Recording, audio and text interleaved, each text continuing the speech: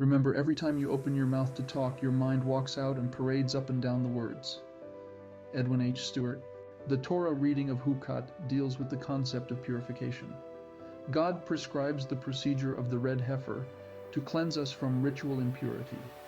The Bat Ayin expands the concept of purity to the organ of the mouth. He explains that we should be careful to be pure with what we let into our mouths, namely the food that we consume, as well as what comes out of our mouths, the words we speak.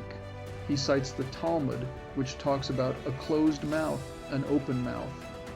He interprets it as meaning there are times when we need to keep our mouths closed, whether it's to avoid eating any food of questionable kosher status, or whether it's to avoid saying anything that contravenes God's desires.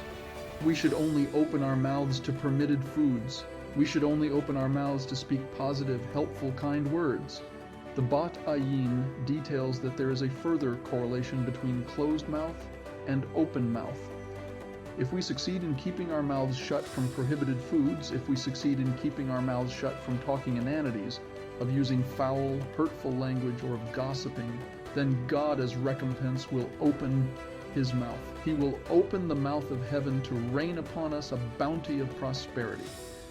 If we demonstrate that we can keep our mouths closed when appropriate, God will demonstrate that He can open the mouth of plenty, the mouth of ample sustenance, as an appropriate reward for our self-control.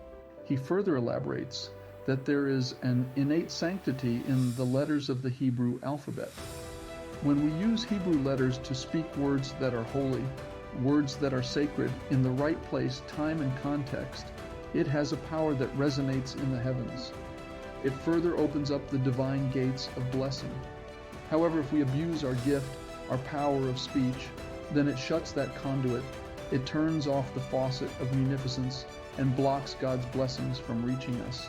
May we recall the dictum that life and death are in the power of our mouths.